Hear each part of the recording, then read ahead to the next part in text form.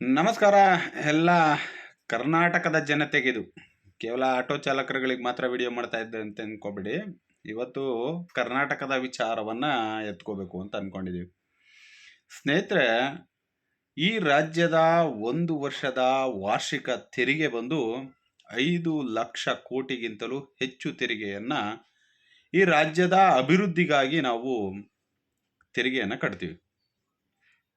ದುರಂತಗಳೇನು ಗೊತ್ತಾ, ಇಷ್ಟೊಂದು ತೆರಿಗೆಯನ್ನ ತೆಗೆದುಕೊಂಡ ನಂತರದಲ್ಲೂ ಇವತ್ತು ಭ್ರಷ್ಟಾಚಾರದಲ್ಲಿ ತುಂಬಿ ತುಳುಕ್ತಿರುವಂತಹ ಇಲಾಖೆಗಳು ಬಡವರಿಗೆ, ದೀನ ದಲಿತರಿಗೆ, ನಿರ್ಗತಿಕರಿಗೆ ಆಶ್ರಯವಾಗಿ ನಿಂತ್ಕೊಳ್ಬೇಕಾದಂತಹ ಸರ್ಕಾರಿ ಆಸ್ಪತ್ರೆಗಳಲ್ಲಿ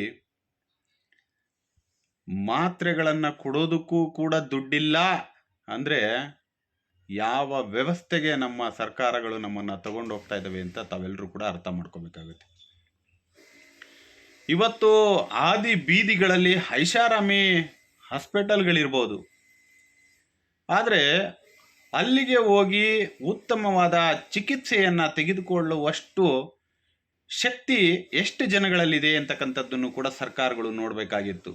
ಆದರೆ ಸರ್ಕಾರಗಳು ಮಾಡ್ತಿರೋಂಥ ಕೆಲಸ ಕಾರ್ಯಗಳೇನು ಅಂದರೆ, ತೆರಿಗೆಯನ್ನು ಮಾತ್ರ ನೀವು ಕಟ್ಟಿ ನನಗೆ ಇನ್ನುಳಿದ ಎಲ್ಲ ವ್ಯವಸ್ಥೆಗಳನ್ನು ಖಾಸಗೀಕರಣದಲ್ಲಿ ನೋಡ್ಕೊಳ್ಳಿ ಅನ್ನುವಂತಹ ಮಟ್ಟಕ್ಕೆ ದುರಾಲೋಚನೆಯ ಸರ್ಕಾರಗಳು ಇವತ್ತು ಬಂದು ನಿಂತಿದ್ದವು.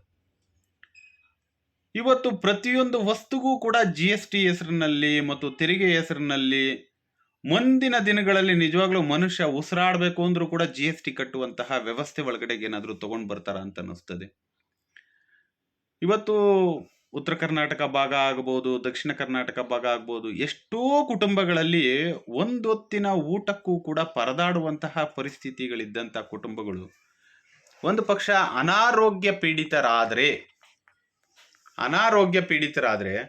ಇವ್ರ ಕುಟುಂಬಗಳನ್ನ ಕೈ ಹಿಡಿದು ನಡೆಸಬೇಕಾದಂತಹ ಸರ್ಕಾರಗಳೇ ಈ ರೀತಿ ಸಾಲದ ಕೂಪದಲ್ಲಿ ಬಿದ್ದೋಗಿ ಒಂದು ಸರ್ಕಾರಿ ಆಸ್ಪತ್ರೆಯಲ್ಲಿ ಮೆಡಿಸಿನ್ ಕೊಡೋದಕ್ಕೂ ಕೂಡ ವ್ಯವಸ್ಥೆ ಇಲ್ಲ ಅಂತಂದ್ರೆ ಎಲ್ಲಿಗೆ ಹೋಗ್ತಾ ಇದೆ ಅಂತ ಅರ್ಥ ಮಾಡ್ಕೋಬೇಕಲ್ವಾ ತಾವೆಲ್ಲರೂ ಕೂಡ.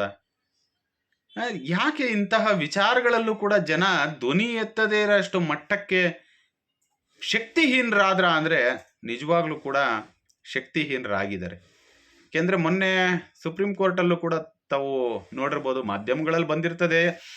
ಹೇಳಬೇಕು ಅಂದರೆ ಹಳ್ಳಿ ಜನಗಳಲ್ಲಿ ಹಲವಾರು ಜನ ಇವತ್ತು ಕೂಡ ಪತ್ರಿಕೆಗಳನ್ನ ಓದೋದು ಮತ್ತು ಮಾಧ್ಯಮಗಳನ್ನ ನೋಡೋದು ಕಡಿಮೆ. ಹಾಗಾಗಿ ಶಕ್ತಿ ಯೋಜನೆಗಳು ಅಂದರೆ ಸ್ಕೀಮ್, ಪುಕ್ಷಟೆ ಯೋಜನೆಗಳಿಂದ ಜನಗಳಲ್ಲಿ ಶಕ್ತಿಯನ್ನೇ ಕಳ್ಕೊಳ್ತಾ ಇದ್ದಾರೆ, ದುಡಿಯುವಂತಹ ಶಕ್ತಿಯನ್ನ ಅಂತ ಒಂದು ಅಭಿಪ್ರಾಯವನ್ನ ವ್ಯಕ್ತಪಡಿಸಿದೆ. ಅಂದರೆ ಇವ್ರುಗಳು ಅಧಿಕಾರಕ್ಕೆ ಬರೋಕ್ಕೋಸ್ಕರ, ಇವರು ಈ ರಾಜ್ಯವನ್ನ ಲೂಟಿ ಹೊಡೆಯೋದಕ್ಕೋಸ್ಕರ ಉಚಿತವಾದ ಯೋಜನೆಗಳನ್ನ ತಗೊಂಡು ಬಂದು ಜನಗಳ ಬಾಳಿನಲ್ಲಿ ಈ ರೀತಿಯಾಗಿ ಆಟ ಆಡ್ತಾ ಇರೋದನ್ನು ನೋಡಿದರೆ ಎಲ್ಲೋ ಒಂದು ಕಡೆ ನೋವಾಗುತ್ತೆ. ಅದೇ ರೀತಿ ಮುಂದೆ ಸರ್ಕಾರಗಳು ಬಂದವೂ ಕೂಡ ಈ ವ್ಯವಸ್ಥೆಯನ್ನು ಸರಿಪಡಿಸ್ತಾವ ಅಂತ ನೋಡಿದರೆ, ಈ ಹಿಂದಿನ ಹಲವಾರು ವರ್ಷಗಳ ಸುದೀರ್ಘ ರಾಜಕಾರಣವನ್ನು ನೋಡಿದರೆ ವ್ಯವಸ್ಥೆಯನ್ನು ಸರಿಪಡಿಸುವಂತಹ ಯಾವ ಮಾರ್ಗಗಳು ಕೂಡ ಕಾಣ್ತಾ ಇಲ್ಲ. ಅಂತಿಮವಾಗಿ ಉಸಿರು ಚೆಲ್ಲುವಂಥ ವ್ಯವಸ್ಥೆ ಒಳಗಡೆ ತಗೊಂಡು ಹೋಗ್ತಾ ಇರ್ತಕ್ಕಂಥದ್ದು ದುರಂತ.